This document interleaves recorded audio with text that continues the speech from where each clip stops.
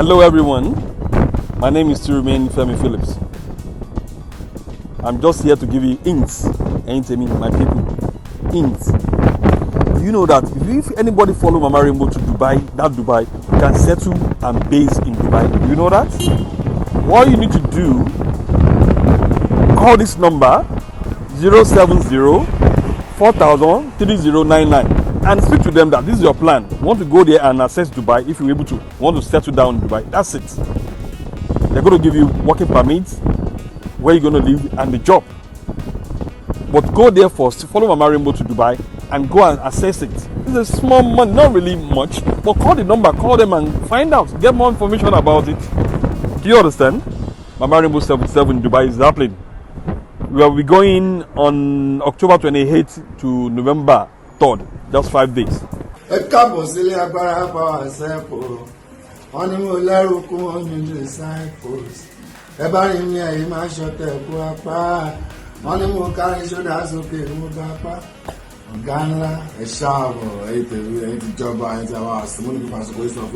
Mama Rainbow at 77.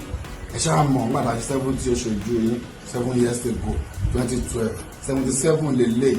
Our people in Nigeria and below Dubai. Our golf platform, don't want me Dubai. UAE, no one carry everywhere.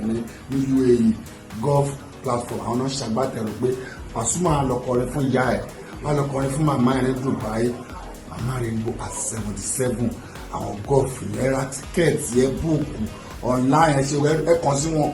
Ṣé wọ́n máa ra tíkẹ́ẹ̀tì fún yín, wọ́n á ṣe gbogbo everything, gbogbo packaging. Àwọn ọmọ ìtọ́ ń gbà èmi ò mọ̀ wọ́n máa sọ fún yín tẹ́ bá ti rí wọn bọ̀ pé Pasuma máa wá àdínkù ní wá ẹ̀ ẹ má da ọ̀tẹ̀ mọ̀ ń bọ̀. Mama Rainbow 77 èmi ni artist, àwọn oríṣiríṣi òṣèré àwọn náà máa wá ẹnìkan sí Asis Jalabia ẹnìkan sí ní Dubai ẹni tẹ́ ń gbé bẹ̀ wọ́n sọ bẹ́ẹ̀ máa gẹ́ẹ̀tì tíkẹ́ẹ̀tì fún yín ẹ̀yin tẹ́ fẹ́ rí bílíkì àwọn pípọ̀ mọ́tà lónìí lè kàn sí under platform golf platform náà ni wọ́n sọ bóyá ń lọ fún yín ọ̀ pé ó máa wá àdínkù ní wá ẹ má doubt. Mama Rainbow 77 ní Dubai ní October 27 títí di November 3rd.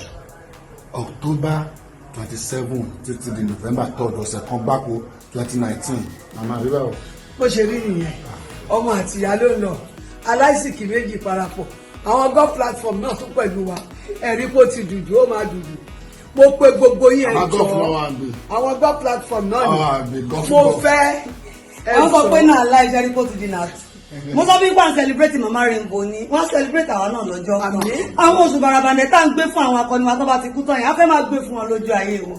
Iléeṣẹ́ golf platform àníjà yín kulẹ̀. Ẹ ti gbọ́ lẹ́nu màmá, ẹ ti gbọ́ lẹ́nu Alhaji Paso wọn. Pé àjọ ọ̀gán nìyẹn, ó skẹ̀ ṣó ń gan ni. Ẹ máa gbà sórí àwọn ọ̀rọ̀ ìbánisọ̀rọ̀ yìí. Ẹ gbà sórí 070-4000-3099 070-4000-3099. Ẹ lè pọ̀ wá ní UAE pé +971-5539-85100 +971-5539-85100. Golf platform, we're the best.